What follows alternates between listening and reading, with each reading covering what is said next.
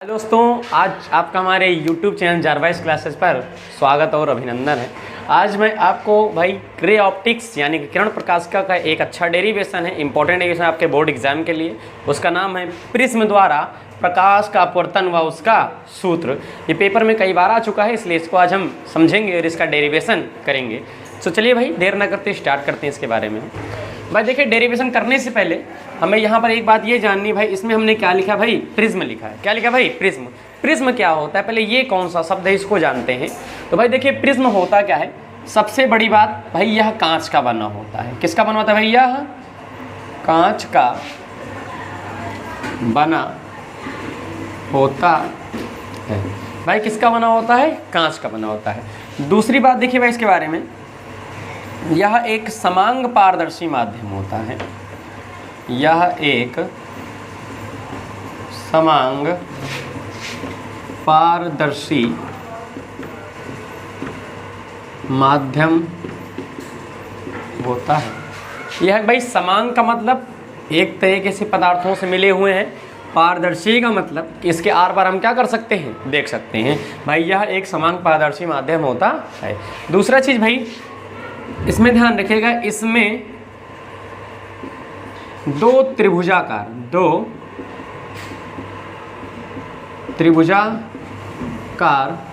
आकृतियां होती हैं।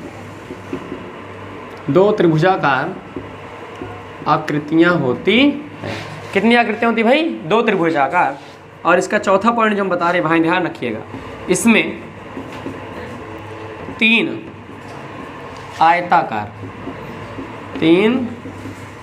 आयताकार आकृतियां होती है। भाई क्या है, प्रिज्म कांच का बना एक समांग पारदर्शी माध्यम होता है जिसमें दो त्रिभुजाकार व तीन आयताकार आकृतियां होती है। इसकी खास बात ये है भाई, देखिए इसमें एक त्रिभुज इस तरह से होते हैं, ये जिस कोण पर झुके होते हैं, इस कोण को हम नाम देते हैं क्या भाई, प्रिज्म कोण। क्या भाई, प्रिज्म कोण। यानी इसमें जो त्रिभुज देख रहे हैं, आयत देख रहे हैं, आगे से आपको हम दिखाते हैं बना के हल्का सा।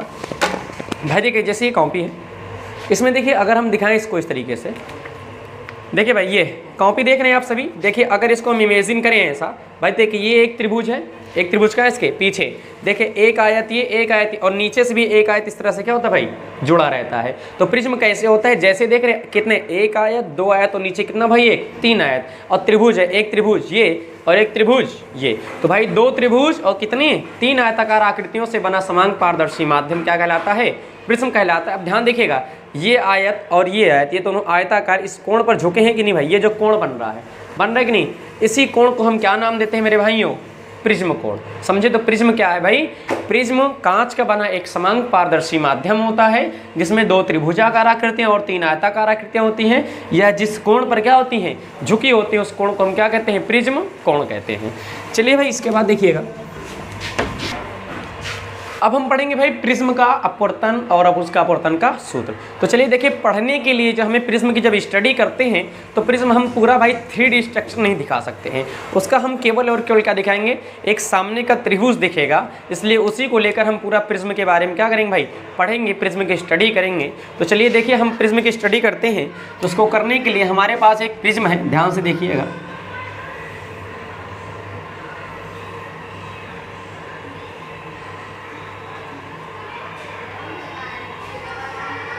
देखिए जब स्टडी करेंगे तो हमें केवल उसका एक त्रिभुज दिखेगा, पीछे वाला त्रिभुज और दोनों आयत और नीचे का आयत हम देख नहीं सकते हैं। इसलिए हम इमेजिन करेंगे कि ये क्या है भाई, ये प्रिज्म है।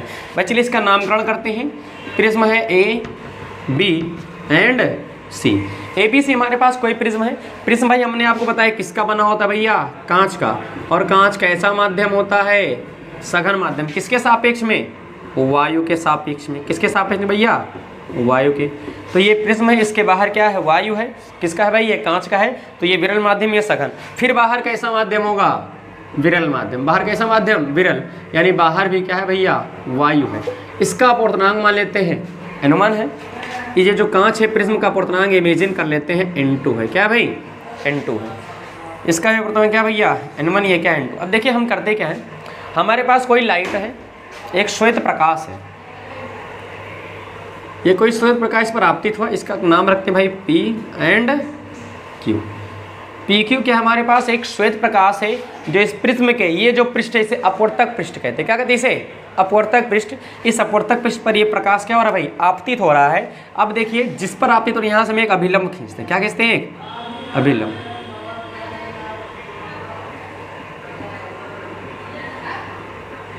इसको कोई नाम रखिए MN। क्या खींचा हमने? एक अभिलंब खींचा है। MN एक अभिलंब। अब सुनिए भाई, बाहर विरल है और अंदर कैसा माध्यम? सघन। और आप पढ़े हैं कि जब कोई किरण विरल माध्यम से सघन माध्यम में प्रवेश करती है तो वह अभिलंब की ओर झुक जाती है। अगर इसको डिस्टर्ब ना करती, यानी कांच में ना भेजती है, सीधे वायु में जाती, तो ये किरण ध्यान से देखिएगा भाई, ऐसे जा रही है, ऐसे ये सीधे क्या होती भाई? ऐसे ये, ऐसे सीधे ये निकल जाती कि नहीं? लेकिन हमने क्या किया भाई? माध्यम चेंज किया है। बाहर विरल था, अंदर क्या है? सघन। जब अंदर सघन माध्यम है तो अभिलंब की ओर क्या होगी? ये किरण ऐसे झुक जाएगी, यानी किरण जाना चाहिए था यहाँ से, लेकिन जाएगी कहाँ से? यहाँ से। फिर से इसका अपवर्तन होगा। अब ये जब ये इसके दूसरे पृष्ठ पर पड़ रही है तो यहाँ पर हम इमेजिन करेंगे, यहाँ पर एक हम अभिलंब मानेंगे भाई।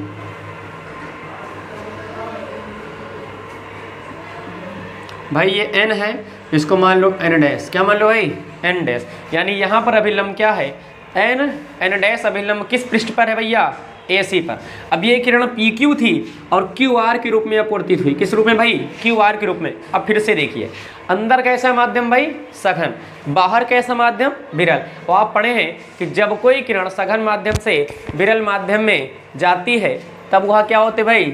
अभिलंब से दूर हट जाती। क्या हो जाती है भाई? अभिलंब से दूर हट जाती है।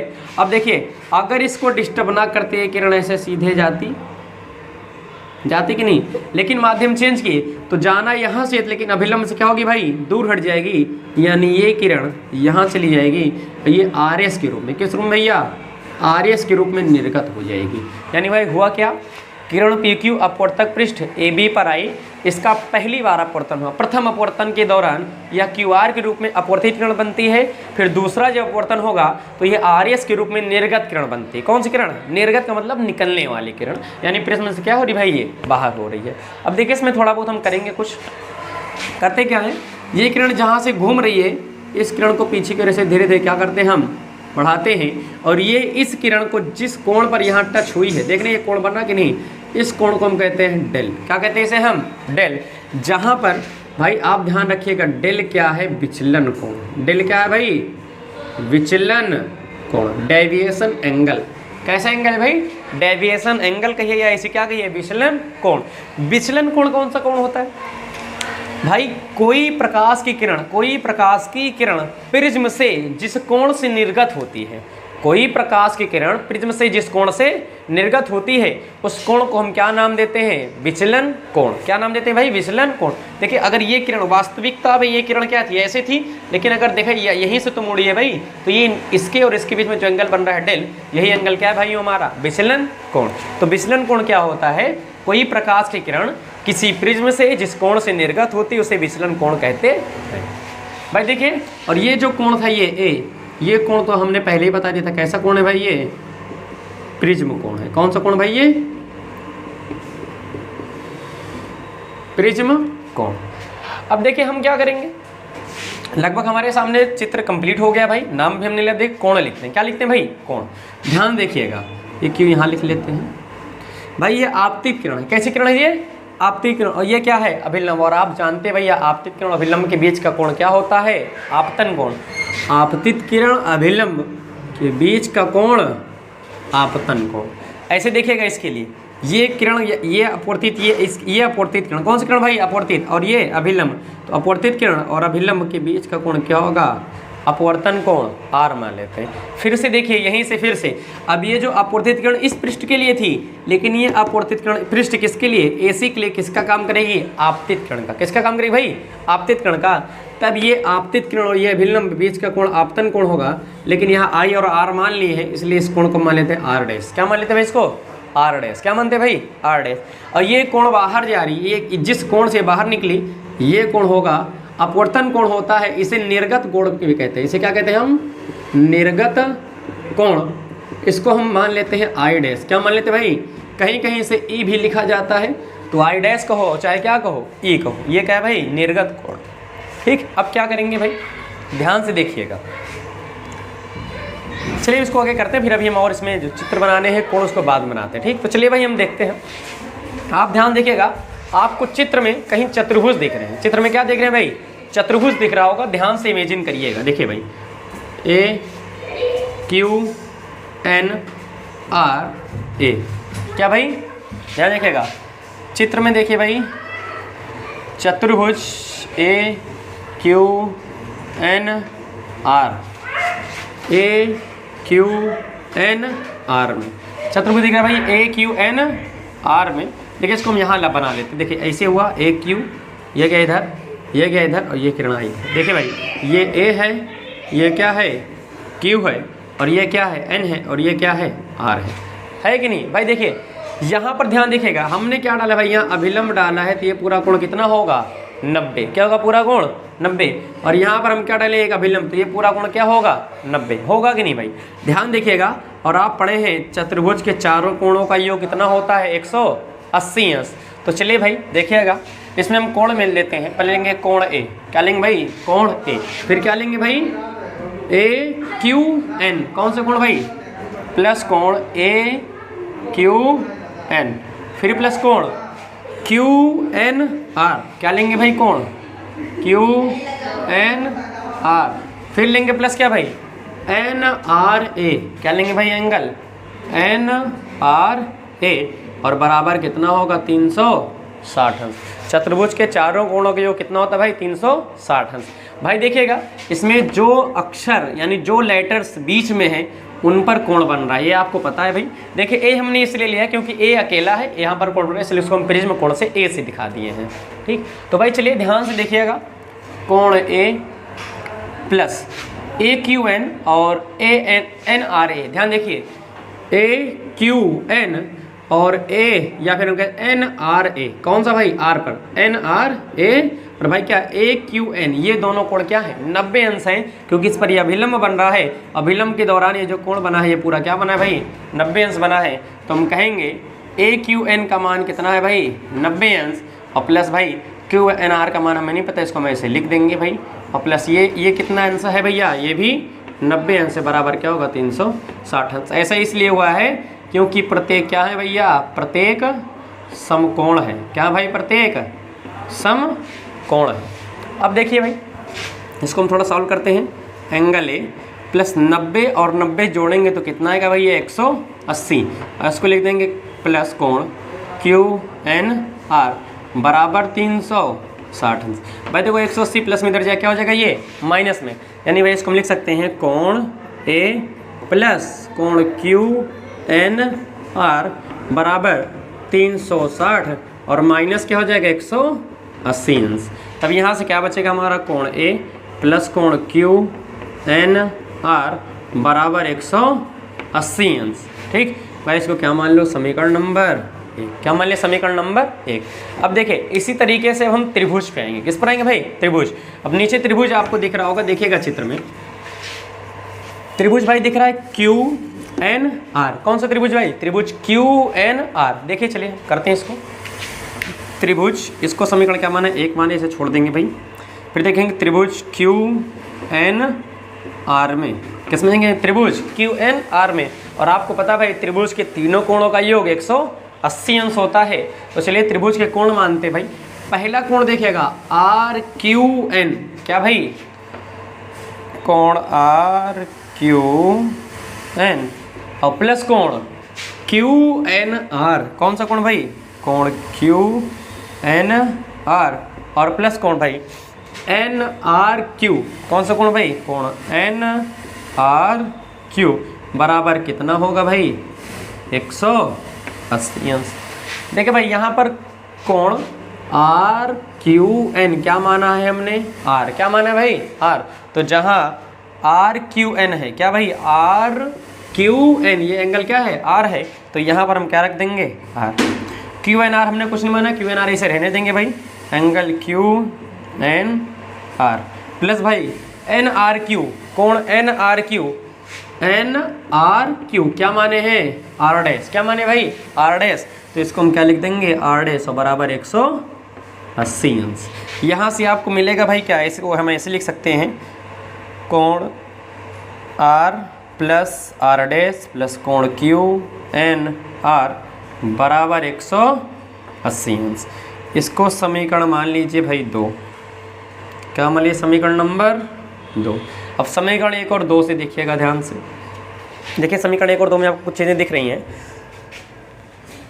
180 इधर है, 180 इधर है, यानी भाई LHS बराबर है तो RHS भी क्या होंगे, इनके बराबर होंगे। समझ रहे हैं ना क्या, अच्छा सॉरी उल्टा बोल दी भाई, LHS बराबर है तो RHS भी क्या होंगे बराबर। देखिए 180 इधर 180 इधर, तो ये दोनों भी साइड क्या होंगे हमारे बराबर होंगे। यानी कि हम कह सकते हैं कि समीकरण 1 व 2 से, समीकरण 1 व 2 से, तो जब समीकरण 1 व 2 से जाएंगे भाई, देखो 180 इधर है 180 इधर, तो ये दोनों भी क्या होंगे बराबर होंगे। यानी कोण A और प्लस कोण क्यू एन आर बराबर होगा किसके भाई, यहाँ देखें यहाँ से आर आर डैश और क्यू एन आर, क्या भाई R plus are dash plus कोण क्यू एन आर के। भाई देखिए क्यू एन आर और क्यू एन आर दोनों प्लस में बराबर के उधर, अगर इसको इधर लेके आएंगे माइनस होगा कि नहीं, और प्लस माइनस क्या होगा भाई कट जाएगा, इसलिए इसको हम यहीं काट देते हैं, क्यू एन आर और क्यू एन आर क्या हो जाएगा भाई कट जाएगा। यहाँ से एंगल ए क्या मिलेगा आर प्लस आर डैश, इसको समीकरण क्या मान लीजिए भैया 3 मान लीजिए। इतना आप नोट करिए, स्क्रीनशॉट लीजिए, फिर आगे इसको करते हैं। देखिए भाई समीकरण 1 और 2 से हमने एंगल ए का मान निकाला है, क्या आया था हमारा एंगल ए, एंगल ए बराबर R plus are dash. Equation number क्या माने इसको हम 3rd। अब देखिए फिर से हम क्या करेंगे, फिर से त्रिभुज लगाएंगे। देखिए हमने एक बार चतुर्भुज लिया, एक बार ये त्रिभुज लिया, इसके ऊपर त्रिभुज दिख रहा होगा आपको, त्रिभुज इसको कुछ नहीं माने, इसको डी मान लो, क्या मान लो भाई डी, डी क्यू आर में कौन सा त्रिभुज भाई ध्यान देखिएगा, त्रिभुज डी क्यू आर में, किस त्रिभुज में भाई, त्रिभुज डी क्यू आर में। अब ध्यान देखिए त्रिभुज को हम यहाँ बनाते हैं, देखिए ऐसे बना भाई, ध्यान देखिए ये वाला एंगल क्या है डेल है, ये वाला एंगल हमें पता नहीं, ये वाला एंगल हमें पता नहीं। अब इसको निकालते हैं, मान निकालते हैं इनका, ध्यान देखिए भाई, देखिए ये आई है तो बोले भाइयों ये भी क्या होगा आई होगा, किससे आप जानते हैं भैया, अगर शीर्षाभिमुख कोण है, कैसे कोण है भाई शीर्षाभिमुख कोण। देखिए भाई ये कोई रेखा ये कोई रेखा, अगर कोई 2 रेखाएं प्रतिच्छेद करें तो उनके एक और जो कोण शीर्षाभिमुख होते हैं, और ये दोनों कोण क्या होते हैं भैया बराबर होते हैं। यानी अगर ये आई है तो ये भी क्या होगा आई होगा। वैसे देखिएगा भाई ये पूरा आई है तो ये पूरा क्या होगा आई, लेकिन हमें कौन सा कोण चाहिए डी क्यू आर, कौन सा कोण चाहिए कोण डी क्यू आर। भाई देखिए ये पूरा आई है, ये पूरा आई होगा, ये आर है, हमें इतना निकालना है इतना, तो भाई पूरा आई है ये आर है तो क्या होगा आई माइनस आर, होगा कि नहीं भाई आई माइनस आर। ऐसे भाई यहाँ से देखिएगा ध्यान से, यहाँ देखिए ये पूरा आई डैश, क्या भाई पूरा आई डैश, वैसे ये पूरा क्या होगा आई डैश होगा, पूरा क्या होगा भाई आई डैश। और भाई ये क्या है आर डैश, तो ये वाला एंगल क्या होगा आई माइनस आर डैश। थोड़ा आपको कम समझ में आ रहा होगा, थोड़ा ज़्यादा हो गया है, थोड़ा यहाँ इसको समझाने का प्रयास करते हैं। भाई देखिए ऐसे किरण थी भाई, ये किरण थी, ऐसे कोण था, ये वाला कोण क्या है भैया आई माइनस आर आया है, और ये वाला कोण क्या I dash minus are dash आया है, समझे कि नहीं भाई। देखिए ये पूरा आई डैश था, ये पूरा आई डैश होगा, ये आर डैश था, इतना निकाल रहे तो आई माइनस आर डैश, ये पूरा आई था, ये इतना आर था, तो ये क्या आई माइनस आर डैश। अब देखिए भाई ये बहिष्कोण है, ये दोनों सुदूर अंतः 2 कोण है कि नहीं। तो भाई परिभाषा क्या कहती है बहिष्कोण की, खास बात क्या है आप ध्यान रखिएगा कि बहिष्कोण अपने 2 सुदूर अंतः 2 कोणों के योग के बराबर होता है। तो इस त्रिभुज में भाई अगर हम देखेंगे तो भाई हो क्या डेल बराबर हो जाएगा i minus are plus I dash minus are dash. क्यों भाई, कारण आप जानते हैं, कारण क्या है डेल बहिष्ठ कोण है। डेल क्या है भाई बहिष्ठ कोण है, डेल बोलते हैं इसे क्या बोलते हैं भाई, ये जो अक्षर बन रहा है ऐसे एस की तरीके, ये क्या है भाई डेल है। तो डेल क्या है हमारा बहिष्ठ कोण है, वास्तविकता में विचलन कोण है, लेकिन त्रिभुज के लिए किसका कार्य कर रहा है ये बहिष्ठ कोण का कार्य कर रहा है, इसलिए डेल को हमने क्या माना भाई बहिष्ठ कोण। अब देखिए इसको हम थोड़ा ऐसे लिख सकते हैं डेल, तो ध्यान देखिएगा इसको हम अगर पूरा ओपन कर दें bracket I minus are plus I dash minus are dash. भाई देखो आई वाई को एक तरफ कर लीजिए और आर को क्या कर लीजिए एक तरफ। ध्यान देखिएगा भाई आई है और आई डैश प्लस में तो प्लस आई डैश हो जाएगा, भाई देखो ये दोनों माइनस में, किस में भाई, माइनस में, तो माइनस बाहर होगा, अंदर क्या हो जाएगा, आर और प्लस आर डैश हो जाएगा। नहीं, ध्यान समझिए, बात समझने वाली है भाई। देखिएगा माइनस अगर अंदर गुणा होगा तो ये भी माइनस, ये भी माइनस, तो माइनस में थे कि नहीं दोनों, इसलिए भाई इसको हम ऐसा लिख सकते हैं, माइनस दोनों से कॉमन कर लिए हैं, तब दोनों किस में हो जाएंगे, प्लस में हो जाएंगे। इसलिए ये समीकरण किस तरह से हो जाएगा, डेल बराबर क्या हो जाएगा हमारा, i plus I dash minus are plus are dash. इसको कैसे नंबर, इसको थर्ड माने थे, इसको क्या मान लो भैया, फोर्थ मान लीजिए। अब देखिए, अब असली बात स्टार्ट होगी यहाँ से। कंडीशन आती है अगर हम लगा दें अल्पतम विचलन की स्थिति में, किसमें भैया, ध्यान सुनिएगा, अल्पतम विचलन की स्थिति में। अब ये कौन सी चीज़ है भाई, नाम ही ये जीव है इसका, तो अल्पतम विचलन। अल्पतम का मतलब क्या होता है, कम से कम, कम से कम। और विचलन का मतलब होता है भटकना। क्या होता है भाई, भटकना, यानी कोई किरण कम से कम भटके, कम से कम भटके मतलब कम से कम कोण पर क्या हो, विचलित हो, तब उस कंडीशन को हम क्या नाम दिए हैं, अल्पतम विचलन। आप देखिए अगर अल्पतम विचलन होगा तो ये जो एंगल है, ऐसा इमेजिन करिए, ये जो किरण यहाँ से घूम रही थी, ये किरण कहाँ से, एकदम हल्का सा घूमे, एकदम कैसे घूमे, हल्का सा। तो ऐसा इमेजिन करेंगे जो आई है वो किसके बराबर होगा भाइयों, आई डैश के। किसके बराबर हो जाएगा, आई डैश के। यानी अल्पतम विचलन की स्थिति में क्या होता है, आई बराबर हो जाता है आई डैश के, आर बराबर किसके हो जाता है, आर डैश के, और जो डेल था ये बराबर होता है डेल एम के। एम मतलब मिनिमम, एम मतलब मिनिमम। ये कंडीशन अप्लाई होंगी। अब इनको हम अलग अलग इक्वेशन पर रखेंगे और अलग अलग वैल्यू निकालेंगे। भाई देखिएगा, आपने एक समीकरण नंबर 2 लिखा था, क्या लिखे थे, चलिए समीकरण नंबर 3 देख रहे हैं, समीकरण 3। समीकरण 3 में देखिएगा, समीकरण किससे भाई, 3 से। किससे, समीकरण 3 से। समीकरण 3 आपको देखिए, कोण ए को हम ए लिख सकते हैं। क्या लिख सकते हैं भाई, ए बराबर क्या है, आर प्लस आर डैश। देखिए आर और आर डैश दोनों क्या है, बराबर है, तो हम यहाँ रखें तो ए बराबर हो जाएगा, जहाँ आर डैश है वहाँ हम क्या कर सकते हैं, आर कर सकते हैं, और आर आर जोड़ेगा तो ए बराबर क्या हो जाएगा, 2r। ए बराबर क्या हो जाएगा, 2r। तो यहाँ से आर बराबर क्या होगा, आर बराबर ए अपॉन 2, आर बराबर क्या होगा, ए अपॉन 2। ये है भैया आर क्या है, यहाँ आर क्या होता है सभी को पता है, कौन सा कोण होता है, अपवर्तन कोण। देखिए यहाँ भी दिखाया था, आर क्या था, अपवर्तन कोण था। इसी प्रकार से समीकरण नंबर 4 कहीं बनाए थे, ये देख रहे हैं, ये समीकरण 4 है, समीकरण 4। देखिए इक्वेशन नंबर 4 से, समीकरण 4 से अगर देखें हम, समीकरण 4 से, तो समीकरण 4 क्या, पहले एक बार लिख लो भाई, जहाँ डेल था, क्या था भाई, चलिए पहले लिख लेते एक बार। डेल बराबर था i plus I dash minus are plus are dash, यही तो था।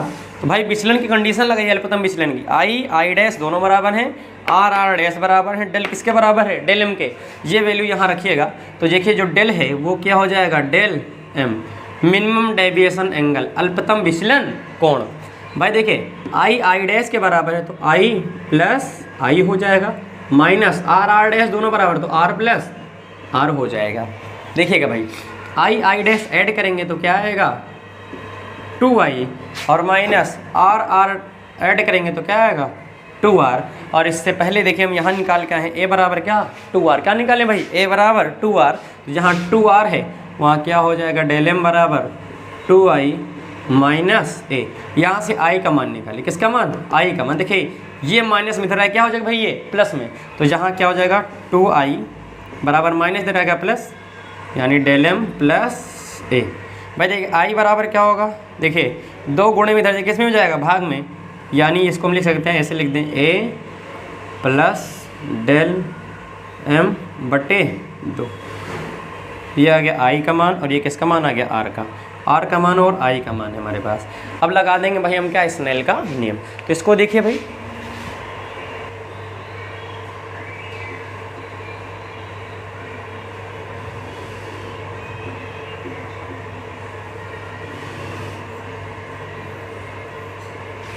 तो देखिए भाई हमने i का और r का मान निकाला था। i का मान क्या था, a plus del M by 2, और r का मान क्या था, a बाई 2।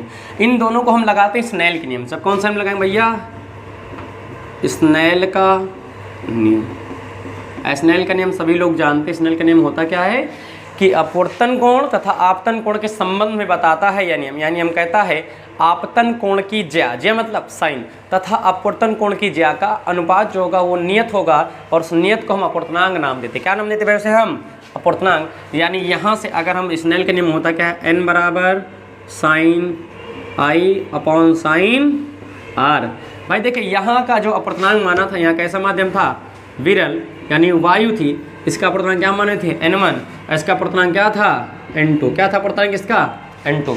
भाई किरण n1 से कहाँ जा रही है? n2 में। कहाँ जा रही है? n1 से n2 में जा रही है, यानी भाई n2 बटे n1 और साइन आई और बटे साइन आर।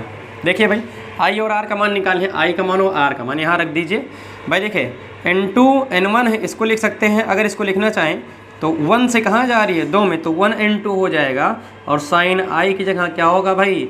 आई की जगह a plus del M upon 2 अब बटे साइन क्या भाई? आर की वैल्यू क्या है? a upon 2, a/2। और यही क्या है? अपवर्तन का सूत्र है। ये क्या है? अपवर्तन का सूत्र। अपवर्तन का सूत्र क्या होता है? 1n2 sine a plus del M by 2 sine a/2। तो इस तरह से हमने प्रिज्म के अपवर्तन का सूत्र निकाला। प्रिज्म के अपवर्तन का सूत्र निकाला, क्या आया हमारा? n बराबर sine a plus del M by 2 and by sine a upon 2। यही तो आया था सूत्र। भाई अगर अपवर्तन का सूत्र पूछेगा तो आप पेपर में इतना ही करेंगे, लेकिन हम इसमें एक छोटी सी स्टेप और है, पतला प्रिज्म। अगर प्रिज्म क्या हो भाई? पतला जो क्वेश्चन आता है पेपर में आ चुके हैं, 2020 में क्वेश्चन आ चुका है, 19 में क्वेश्चन आ चुका है, उस फार्मूले से 2 नंबर 3 नंबर प्रश्न आता है, तो चलिए उसको भी हम कर देते हैं इसी के साथ में। वास्तविकता ये है कि अगर डेरिवेशन पूछेगा तो आप भाई यहीं तक करेंगे, प्रिज्म के अपवर्तन का सूत्र यही कर आप छोड़ देंगे। लेकिन हम आपको पतला प्रिज्म बताते हैं कि भाई सुनिएगा, यदि क्या हो, यदि प्रिज्म बहुत पतला हो, यदि प्रिज्म बहुत पतला, यानी भाई पतले प्रिज्म के लिए जो सूत्र आएगा सुनिए। अगर ये प्रिज्म जो इतना चौड़ा है, ये बहुत क्या हो भाई? जब पतला होगा, जब बहुत पतला होगा, तो जो यहाँ पर जो साइन ले रहे थे, हम क्या ले रहे हैं भाई? यहाँ देखिए, यहाँ साइन ले रहे हैं ना, तो इस साइन को हम क्या कर देंगे? हटा देंगे। यानी पतले प्रिज्म के लिए जो sine a plus del M by 2 है, ये बराबर किसके हो जाएगा? a plus del M by 2 के। और जो साइन a/2 था, ये किसके बराबर हो जाएगा? a/2 के। दिख रहा है ना? तो ये वैल्यू हम यहाँ रख के सॉल्व कर दें। भाई देखिएगा क्या है, n बराबर sine a plus del M by 2 and upon sine a upon 2। भाई हमने क्या कहा? पतला प्रिज्म है, तो साइन a/2 किसके? a plus del M by 2 के, और साइन a/2 किसके? a/2 के। ठीक, तो भाई रखते हैं। देखिए साइन को हटा दीजिए। किसको? साइन को भाई हटा दीजिए। n बराबर हो जाएगा a plus del M by 2 और पूरे का बटे साइन, सॉरी साइन हटा देंगे भाई, तो क्या बचेगा? a/2। ध्यान देखिए, ये a/2 ये वाला चिन्ह देखिए, ये बटे का चिन्ह है कि नहीं? पूरा भाई पूरे बटे में है, तो इसको ये भाई भाग में इधर जाए, क्या हो जाएगा? ये गुणे में, यानी हो जाएगा n इंटू a/2 बराबर क्या बचेगा? a plus del M by 2। देखो भाई 2 से 2 क्या होगा? कैंसिल हो जाएगा। क्या बचेगा भाई? इधर बचेगा n into a, it is equal to a plus del M. देखिए भाई a किधर है? प्लस में, इसको इधर भेजेंगे तो क्या हो जाएगा? ये माइनस में, यानी यहाँ से डेल m बराबर हो जाएगा n इंटू a, ये माइनस में हो जाएगा माइनस a। भाई कॉमन क्या है? a, तो डेल m बराबर क्या हो जाएगा? a कॉमन करेंगे और क्या बचेगा? n-1। तो भाई पतले प्रिज्म के लिए सूत्र ये आएगा। तो भाई जब भी सवाल आएगा पतली प्रिज्म के लिए, तो आप सूत्र कौन सा लगाएंगे? ये। अगर केवल प्रिज्म के अपवर्तन से सवाल आएगा तो आप ये लगाएंगे। और इस तरह से आपके प्रिज्म का अपवर्तन, प्रिज्म के अपवर्तन का सूत्र, प्रिज्म क्या है और पतले प्रिज्म के लिए सूत्र क्या है, ये 3-4 चीज़ें हमने जाना। अगर आपको यह वीडियो अच्छी लगी है तो वीडियो को लाइक करें और चैनल को सब्सक्राइब करें। धन्यवाद।